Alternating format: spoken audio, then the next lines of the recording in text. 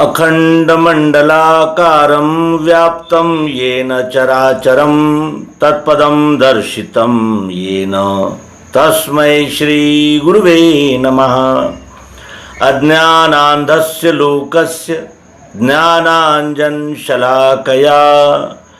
चक्षुरुन्मीलितं येन तस्मै श्री गुरुवे नमः।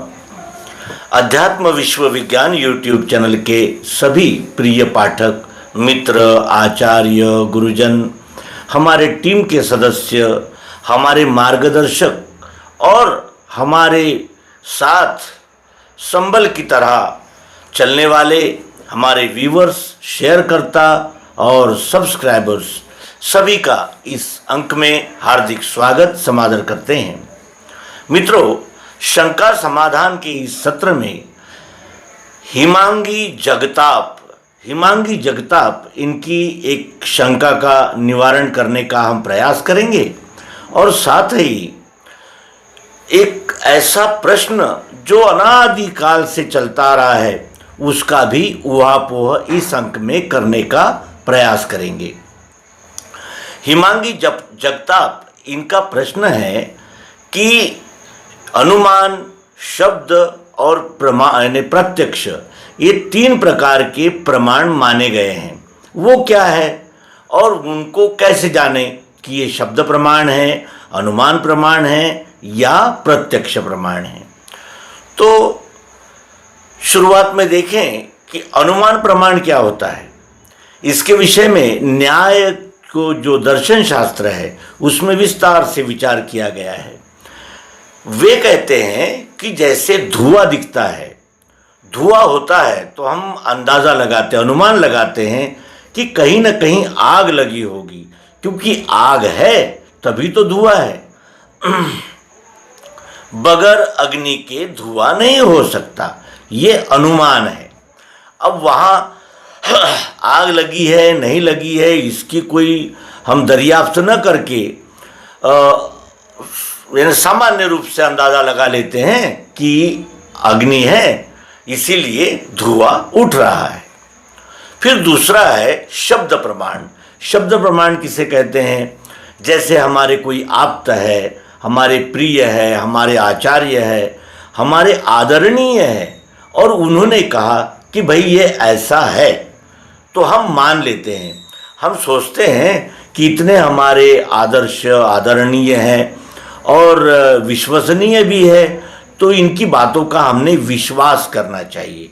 यानी विश्वास पर आधारित किसी के शब्दों का विश्वास करके हमने उस बात को मान लेना, ये शब्द प्रमाण है। और तीसरा होता है प्रत्यक्ष प्रमाण। प्रत्यक्ष प्रमाण क्या है? ये चश्मा है, ये चश्मा है, ये इसके लिए न अनुमान की आवश्यकता है, न शब्द प्रमाण की आवश्यकता है, न गृहीत रखना है कि ये चश्मा होगा नहीं होगा। ये चश्मा है क्योंकि ये प्रत्यक्ष है, प्रत्यक्ष है। प्रत्यक्ष प्रमाण में ऐसा कहा जाता है कि प्रत्यक्षम किम प्रमाणम, प्रत्यक्ष के लिए क्या प्रमाण चाहिए, क्या प्रमाण दिया जा सकता है, क्योंकि प्रत्यक्ष है। ये तीन प्रमाण होते हैं। अब इन तीनों प्रमाण से हम जीवन में व्यवहार करते हैं, अनुमान लगाते हैं, उस पर विश्वास करते हैं, किसी के शब्दों पर विश्वास करते हैं। लेकिन इन दोनों ही प्रमाणों में यदि प्रमाणित और सत्य माना जाता है वो प्रत्यक्ष प्रमाण है। और प्रत्यक्ष प्रमाण के लिए फिर और किसी प्रमाण की आवश्यकता नहीं होती। इसी यानी यहाँ हिमांगी जगताप इनकी शंका का समाधान पूर्ण हुआ।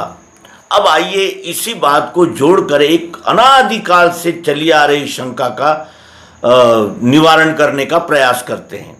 वो शंका क्या है?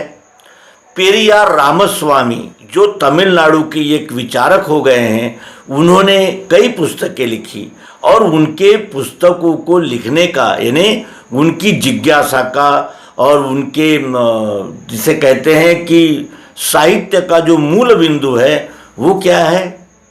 वो है नास्तिकता। वे कहते हैं कि ईश्वर कहाँ है और ईश्वर सामने क्यों नहीं आता? और ईश्वर अगर है तो उसने सामने आना चाहिए, दिखना चाहिए। बगैर देखे ही हम उस पर विश्वास क्यों करें? ये उनका प्रश्न है। तो पेरियार रामस्वामी इन्होंने कहा कि मैं नास्तिक हूं और मैं ईश्वर को नहीं मानता। तो इस प्रकार की विचारधारा कोई नई नहीं है। बुद्ध भी कहते हैं मैं ईश्वर को नहीं मानता, मैं आत्मा को नहीं मानता। चारवाक भी कहते हैं मैं ईश्वर को नहीं मानता। यहाँ तक कि कपिल मुनि जिन्होंने सांख्य शास्त्र की रचना की, वे भी इस जीव को पंच महाभूतों का संघात मानते हैं। वे भी ईश्वर को नहीं मानते, ईश्वर को नहीं मानते। अब ईश्वर को नहीं मानते, इसका दूसरा अर्थ ये भी होता है कि वे ईश्वर मानते, यानी ईश्वर के विषय में उनकी कल्पना क्या है? वो चाहते हैं कि ईश्वर किसी मनुष्य के रूप में सामने खड़ा हो और उनसे कहे कि मैं ईश्वर हूं, अब जो चाहे वरदान मांग लो। तो क्या ईश्वर कोई मनुष्य हो सकता है? वो सामने आकर बता सकता है कि मैं ईश्वर हूं? इस विषय में कितने ही लोगों ने कितनी ही कल्पना की। आइए हम सद्गुरु भगवान श्री मायानंद जी चैतन्य, इन्होंने अपने सर्वांग योग सद्गुरु युक्ति में इस विषय में क्या बताया है और वे ईश्वर किसे कहते हैं, इसका इसकी हम जांच परख करें और प्रत्यक्ष ईश्वर कैसे है इसको जानने का प्रयास करें। क्योंकि अभी हमने हिमांगी जगताप इनके प्रश्न से जाना था कि प्रमाण जो है अनुमान और शब्द, ये प्रमाण झूठे भी हो सकते हैं, लेकिन प्रत्यक्ष प्रमाण कभी झूठ नहीं होता। क्यों नहीं होता? क्योंकि उसका अस्तित्व होता है, उसको हम जांच परख सकते हैं। आइए अब सर्वांग योग के द्वारा इस शंका का समाधान करें कि ईश्वर है कहाँ, कैसे, उसको कैसे देखेंगे। क्योंकि सर्वांग योग का मुमुक्षु भी कहता है कि कहे तत्श्रुति वो क्या है त्वम रहता कहाँ, असी कहा जिसे वो क्या ध्यान में बैठता नहीं। देखना उसको कैसे देखना चाहिए? जो देखे वह कौन है? जानना चाहता हूं ये यथार्थ मुझको कहे। तत्त्वम असि, ये वेदों का महावाक्य है। इसका शब्दशः अर्थ होता है वही तुम हो। अब वही तुम हो ये तो कह दिया, लेकिन उसका स्पष्टीकरण क्या है? क्योंकि बगैर स्पष्ट हुए वही तुम हो, वही कौन, तुम कौन और हो कैसे, इसके लिए तो प्रक्रिया अपनानी पड़ेगी। अब सद्गुरु भगवान श्री मायानंद जी चैतन्य इस सर्वांग योग में जो युक्ति बताते हैं, वे कहते हैं कि अब अक्षर आत्मा को जानने की सुरीतिये लखाते हैं, इसे लेना श्रद्धा से सात्विकी ही। संपूर्ण विश्व की लीला अक्षर में जिस हो रही, उसी में जो बैठी हैगी अस्ति भांति प्रियत्व से। वेदों के नेति का शेष वस्तु की उपलब्धि वो, उसी का भास सर्वत्र हो रहा दृश्य मात्र में। वो मिठास यही आत्मा है निराकार जानना, वस्तु के स्वाद में भी वो भरी है प्रिय रूप से। मिठास को हुई इच्छा देखूं निज स्वरूप में, तो क्या देख सकती है नेत्रों से निज रूप को। होते ही वृत्ति नेत्रों से देखना निज रूप, तो दिखेगा विश्व ये सारा यही उसका स्वरूप है। बुद्धि के बल से होवे अस्तित्व सिद्ध वस्तु का, आँखों से देखना चाहे दिखेगा विश्व रूप ही। शब्द स्पर्श तथा रूप रस गंध गुणत्रय, आठों का जो लय स्थान साम्यावस्था जिसे कहे। उसी में जो रहे स्थायी अभिन्न गर्भ रूप से, ज्ञानियों को भासती है साक्षित्व भाव से वही। यही ईश्वर संज्ञा से अक्षर रूप स्वरूप में, नित्य शुद्ध अजस्थाई स्थित है साक्षी भाव से, सर्वशक्ति इसी में है, ज्ञानी का ध्येय है यही, कर्मारंभ जताने को संज्ञार्थ ओम कहे श्रुति। ये सर्वांग योग का अक्षरानुभव योग नामक 6वां अध्याय है, जिसमें भगवान श्री कृष्ण जी के विश्वरूप दर्शन सिद्धांत को सद्गुरु भगवान श्री मायानंद जी चैतन्य प्रत्यक्ष कराते हैं। कहते हैं कि पृथ्वी, जल, अग्नि, वायु, आकाश, ये पंच महाभूत हमारे पंच ज्ञानेंद्रियों से पंच तन्मात्राओं के द्वारा व्यक्त हो रहे हैं। आँखों से रूप, कान से शब्द, त्वचा से स्पर्श, जीवा से रस और नाक से गंध का अनुभव आता है। आँखें अग्नि तत्व से बनी हैं, कान आकाश तत्व से बने हैं, त्वचा वायु तत्व से बनी है, जिह्वा जल तत्व का यानी मिला हुआ अंग है और नाक पृथ्वी तत्व का मिला हुआ इंद्रिय है, पृथ्वी तत्व से इंद्रिय मिला है। ये पंच ज्ञानेंद्रियों से जो हमने 5 प्रकार का अनुभव किया, ये प्रयोग के लिए गए इस खड़ी शक्कर में हम देखते हैं। ये खड़ी शक्कर में रूप दिखता है। अब ये रूप यहाँ से लेकर यच्चावत विश्व में एक एक कण में उपस्थित है। इसका कहीं भी इसको व्यत्यय नहीं है, खंड नहीं है। यहाँ सफ़ेद है तो यहाँ कुछ और कलर है, यहाँ कुछ और रंग है, यहाँ कुछ और रूप है, यहाँ ये कैमरे का कुछ और रूप है, यहाँ हमारा कुछ और रूप है, यहाँ इसका और कुछ रूप है। इस प्रकार विभिन्नताएं रूपों में है, लेकिन रूप नहीं है, ऐसा एक कण भी नहीं है। और रूप का जो दर्शन है वो आँखों से होता है। फिर हमने इसी वस्तु में छू कर देखा, इसी वस्तु को छू कर देखा तो हमें स्पर्श का अनुभव आया। यहाँ स्पर्श है तो स्पर्श कहाँ नहीं है, अखंड संपूर्ण विश्व में ओतप्रोत व्याप्त है, खंड है ही नहीं। अब ठंडा, गरम, मुलायम, कड़ा ये उसके प्रकार है, लेकिन त्वचा से छूने पर स्पर्श का अनुभव संपूर्ण विश्व में एक एक कण में आता है। इसमें कोई भी यानी दुमत नहीं हो सकता, क्योंकि इसको प्रयोग किया जा सकता है। जहाँ भी हम छूते हैं स्पर्श का अनुभव आता है। फिर हमारे पास में क्या है, तो कान है। कान से हम शब्द सुनते हैं, तो शब्द यही है क्या, जहाँ भी हम ठोकते बजाते हैं हमें शब्द का अनुभव आता है।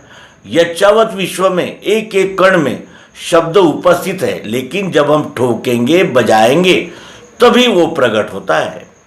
ठन ठन फटफट ये उसके प्रकार है, लेकिन शब्द नहीं है, ऐसा स्थान ही नहीं है। जब हम प्रक्रिया करेंगे तब वो प्रकट होगा। उसके अनंतर हमारे पास जीवा है, हमने इसको जीवा से चखा तो हमें रस का अनुभव आया। अब हम जहाँ भी जीभ लगाएंगे वहाँ रस का अनुभव आएगा ही आएगा। नाक से हमने इसको सूंघा, यहाँ सूंघा, वहाँ सूंघा, जहाँ भी हम नाक से सूंघते हैं हमें गंध का अनुभव आता ही है। इस प्रकार पृथ्वी, जल, अग्नि, वायु, आकाश, इनसे आँख, कान, नाक, त्वचा, जीभ ये पंच ज्ञानेंद्रिय बने हैं। और शब्द, स्पर्श, रूप, रस, गंध इसका अनुभव इन ज्ञानेंद्रियों के द्वारा संपूर्ण विश्व में होता है। अब इसका अर्थ यह है कि यहाँ अग्नि है, यहाँ अग्नि है, लेकिन किस रूप में है, रूप में है। रूप के द्वारा वो व्यक्त हो रही है। इसमें आकाश है, लेकिन शब्द के द्वारा व्यक्त हो रहा है। इसमें स्पर्श है, लेकिन इसमें वायु है, लेकिन स्पर्श के रूप में है। वैसे ही संपूर्ण विश्व में है।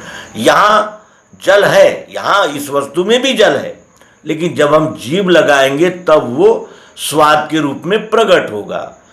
फिर यहाँ पृथ्वी है, कब पता चलेगी, जब हम गंध लेंगे। सुगंध दुर्गंध उसके प्रकार है, लेकिन ये गंध नहीं है, ऐसी वस्तु ही नहीं है, क्योंकि यहाँ गंध है तो यहाँ भी गंध है, संपूर्ण विश्व में है, और ये एक ही वस्तु में है। एक ही वस्तु में हमने 5 प्रकार का अनुभव लिया है। इस प्रयोग को हम ध्यान से समझेंगे तो पेरियार रामास्वामी इनकी शंका का संपूर्ण समाधान हमें प्राप्त हो सकता है। फिर हमने इसी वस्तु में देखे कि 3 प्रकार के स्वभाव है। एक ही वस्तु में 3 गुण उजागर होते हैं। एक गुण है सत्व गुण। हमने इस वस्तु को पीस करके जल के साथ सेवन किया तो पीते समय भी अच्छा लगा, और जब पेट में गया तो भी अच्छा लगा। घी के साथ जब हम इसको सेवन करते हैं तो हमें खाते समय भी आनंद आता है, और पेट में जाता है तो दाह जलन शांत होती है। यानी उपयोग में भी अच्छा, परिणाम में भी अच्छा। ये अच्छा ही अच्छा अनुभव सत्वगुण कहलाता है। फिर हमने इसी वस्तु को बारीक करके जल के साथ पीकर देखा तो पीते समय अच्छा लगा, लेकिन जल के साथ शक्कर जब पेट में गई तो हमें पेट में शक्कर गई तो उसने वहाँ ऊष्मा निर्माण किया, और जल शीतल स्वभाव का है, वो सर में चढ़ गया तो हमें सर्दी जुकाम हो गया।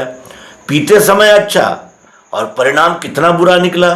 तो उपयोग में अच्छा, परिणाम में बुरा, या परिणाम में अच्छा उपयोग में बुरा, ऐसा मिश्रित भाव रजोगुण कहलाता है। और इस वस्तु को हमने ऐसे ही चबा लिया तो क्या हुआ, मसूड़े छिलेंगे, दांत टूटेंगे, और जब ये नीरी शक्कर पेट में जाएगी तो पेट में भी दाह पैदा करेगी। यानी उपयोग में भी बुरा, परिणाम में भी बुरा। ये तमोगुण कहलाता है। ये 3 गुण इसी वस्तु में है क्या? हर वस्तु में है। ये चश्मा अच्छा दिख रहा है, हम इस चश्मे के माध्यम से, तो सतोगुणी है। थोड़ा घिस गया है, क्रैचेस आ गए हैं तो रजोगुणी है, और एकदम दिखता ही नहीं है, संपूर्ण कांच ही खराब हो गया तो तमोगुणी है। इसी प्रकार ये तीनों गुण यच्चावत विश्व में एक एक कण में उपस्थित है। अब ये देखें कि इस वस्तु से हम शब्द अलग कर सकते हैं, स्पर्श अलग कर सकते हैं, रूप, रस, गंध नहीं कर सकते। सतोगुण, रजोगुण, तमोगुण इस वस्तु से अलग कर सकते हैं? नहीं कर सकते। क्यों?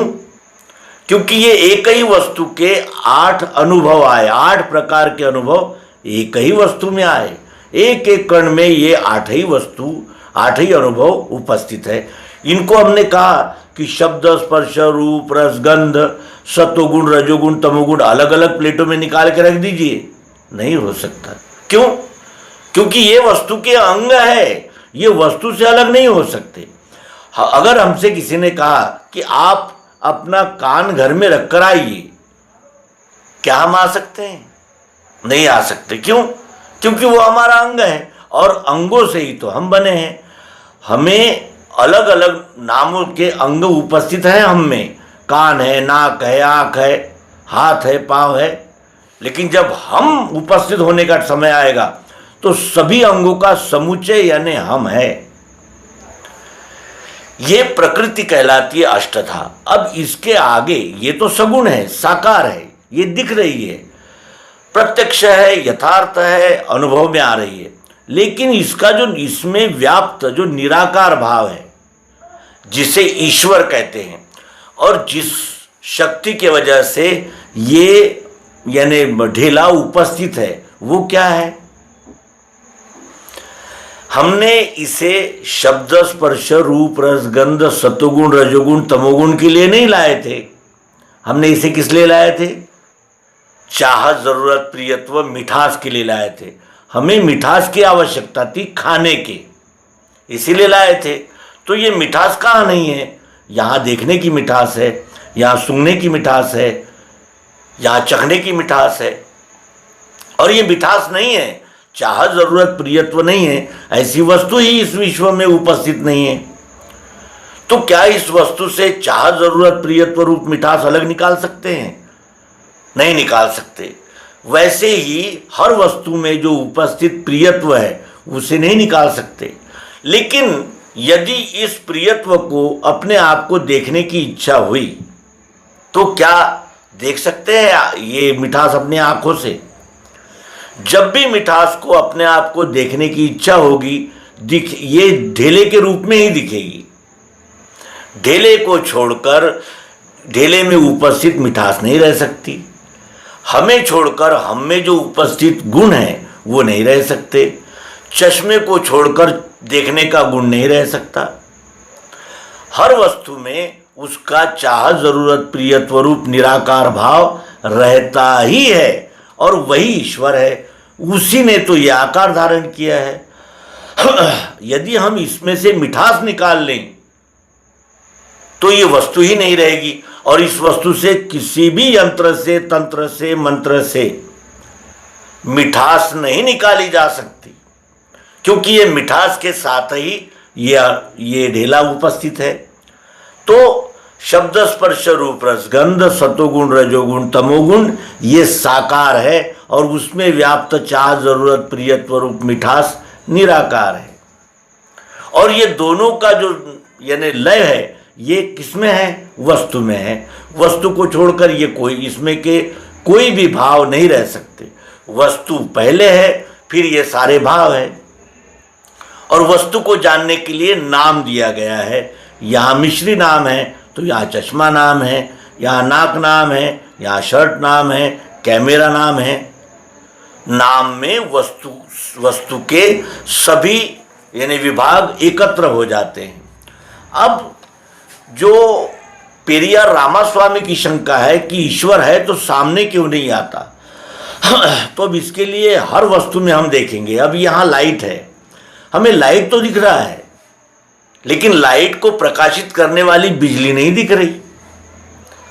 हमारे पास मोबाइल है, हम मोबाइल को देख रहे हैं, लेकिन मोबाइल जिस शक्ति से संचालन कर रहा है वो सॉफ्टवेयर हमें दिख नहीं रहा है।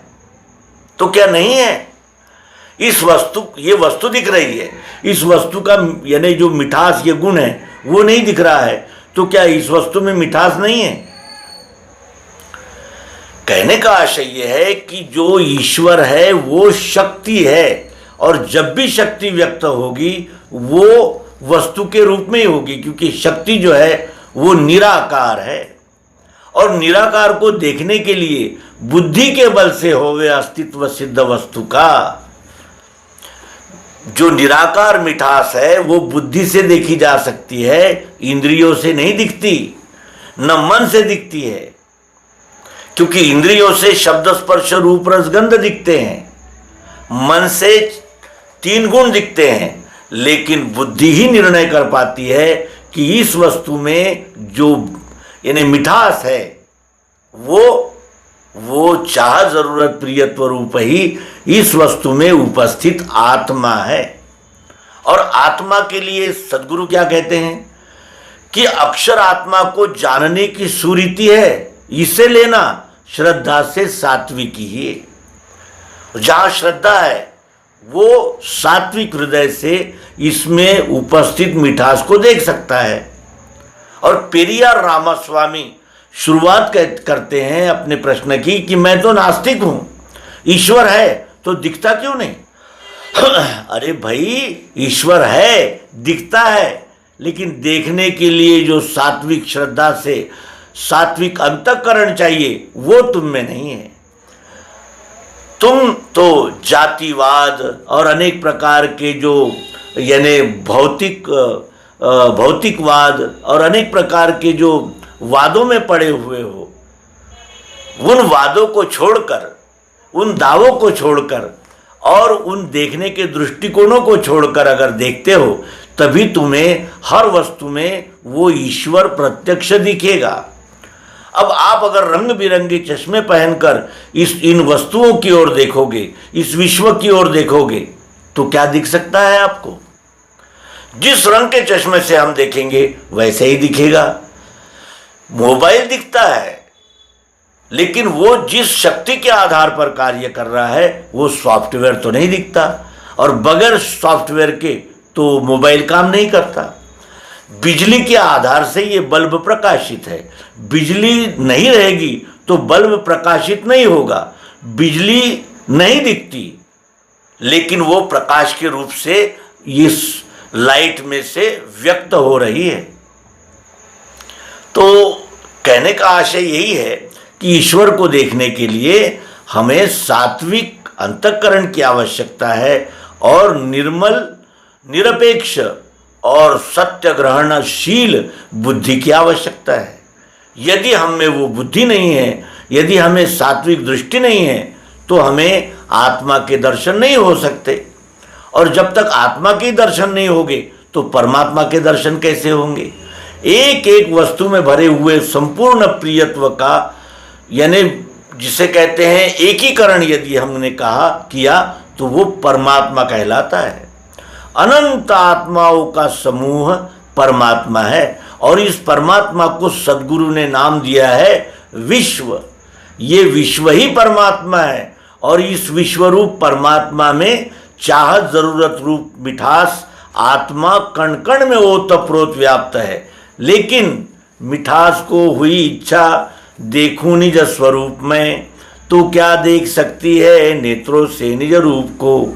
होते ही वृत्ति नेत्रों से देखना निज रूप, तो दिखेगा विश्व ये सारा, यही उसका स्वरूप है। बुद्धि के बल से होवे अस्तित्व सिद्ध वस्तु का, आंखों से देखना चाहे दिखेगा विश्व रूप ही। शब्द, स्पर्श, रूप, रस, गंध, गुणत्रय, आठों का जो लय स्थान साम्यावस्था जिसे कहे। ये वस्तु अभी साम्यावस्था में है, इसमें सब यानी इकट्ठे हैं। लेकिन ये साम्यावस्था को यदि हम वर्गीकरण के दृष्टि से अलग अलग देखना चाहेंगे तो शब्द, स्पर्श, रूप, रस, गंध, सतोगुण, रजोगुण, तमोगुण, यानी मिठास को यदि इच्छा हुई कि मैं अपने आप को देखूं, आत्मा यदि अपने आप को जानने के लिए प्रयास करेगा तो दिखेगा विश्व ही सारा। देखने की मिठास, चश्मा यदि कहेगा कि मैं देखने की जो मेरे में यानी निराकार शक्ति है वो मैं देखना चाहता हूं, तो उसको इसी आकार में दिखेगी। बगैर आकार से निराकार मिठास, चाह, जरूरत, प्रियत्व व्यक्त नहीं हो सकता।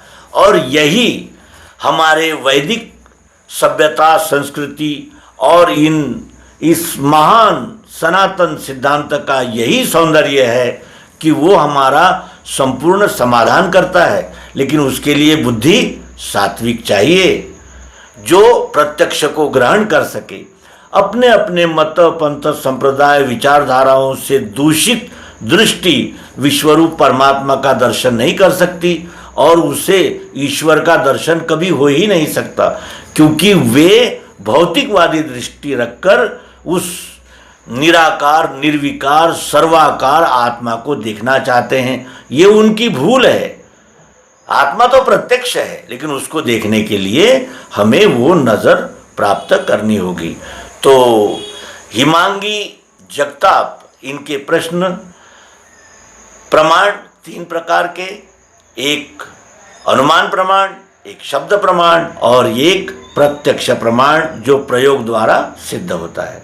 तो यहाँ इस अंक को विराम देंगे और अपने मित्रों से पुनः पुनः हार्दिक प्रार्थना करेंगे कि वे सद्गुरु युक्ति का अनुभव तभी ले सकते हैं जब उनका अंतःकरण निर्मल, सत्यग्राही और पंथ मत विचारों से यानी जिसे कहते हैं कि निरपेक्ष हो, तभी वो सत्य का आनंद ले सकते हैं, सत्य का दर्शन कर सकते हैं।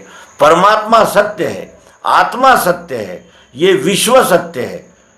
लेकिन उस सत्य को देखने के लिए सत्यग्राही दृष्टि जब तक हमारे पास नहीं होगी, तब तक हमें इस आत्मा के यानी इस ईश्वर के दर्शन नहीं होते।